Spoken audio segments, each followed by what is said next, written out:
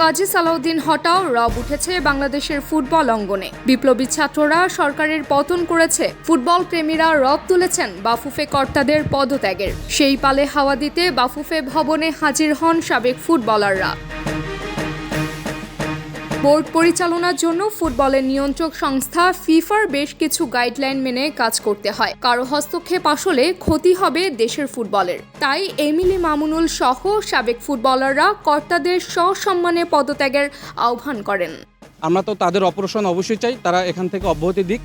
But যেটা হচ্ছে সেটা একটা মাসুদ ভাই যেটা বলে গঠনতন্ত্র রয়েছে, ফিফার গাইডলাইন আছে, সেই অনুযায়ী যেন প্রপার ওয়েতে হোক। এবং অক্টোবরের নির্বাচন আছে, ওই সময় আসলে আমরা প্লেয়াররা রয়েছি, বাংলাদেশের সমগ্র বাংলাদেশের মানুষ যাদেরকে মনে করবে যোগ্য, তারাই ফুটবল ফেডারেশনে এখানে ইলেকশনের মাধ্যমে প্রপার ওয়েতে ফিফার গাইডলাইন অনুযায়ী আসবে। বাট বর্তমান যে কমিটি রয়েছে তাদের অবশ্যই আমরা অব্যাহতি চাই।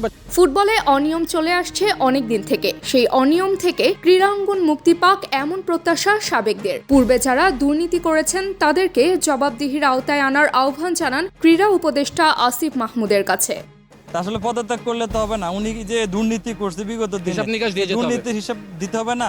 আমি এটা আর্জি করছি যে আমাদের বর্তমান যে ক্রীড়া উপদেষ্টা হয়েছেন তাকে অভিনন্দন জানাই, এবং আমাদের এই যে বিএফএফ এ যত দুর্নীতি হয়েছে বিগত দিনে যিনি এখান থেকে বরখাস্ত করা হয়েছে, যাকে যে সেক্রেটারি সাহেবকে, ওনার ইয়েগুলিও যেন তদন্ত করা হয় যে এই যে ফুটবল বাংলাদেশের ফুটবলটাকে ধ্বংস করার পিছনে যারা এতদিন জড়িত ছিল তারা প্রত্যেককে বিচারের আয়তায় আনতে হবে।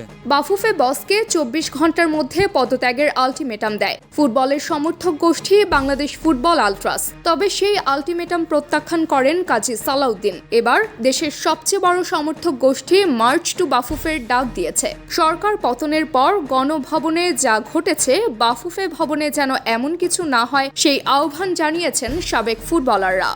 ফুটবল ফেডারেশনের ক্ষেত্রে যারা আমাদের ফুটবল প্রেমিকরা আছে, ফুটবল ভালোবাসে, তাদের কাছে আমার অনুরোধ, তারা জানি এমন কিছু না করে যেটা আমাদের ফিফার আইন অনুযায়ী আমাদের জানি এটা ব্যান্ড হতে হয়। আমরা সবাই জানি আমাদের কি করণীয় উচিত, আমরা সবাই জানি আমাদের কি করা উচিত, আমরা সবাই জানি এই চেঞ্জ আমাদের সবারই দরকার।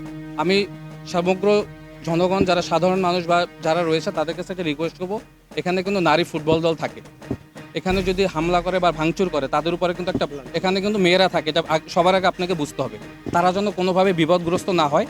ক্রীড়া ক্ষেত্রে তরুণ একজন পেয়েছেন নেতৃত্বের ভার। আসিফ মাহমুদের হাত ধরে জাগরণ ঘটবে দেশের ফুটবলের সেই স্বপ্ন দেখছেন ক্রীড়া প্রেমী থেকে শুরু করে সাবেক ফুটবলার সবাই। প্রত্যাশা অনুযায়ী নয়া ক্রীড়া উপদেষ্টা কাজ করলে সফলতা ধরা দেওয়া সময়ের ব্যাপার। তবে এই মুহূর্তে সবার প্রত্যাশায় বুক বেঁধেছেন ভালো কিছুর। Desk report, team sports.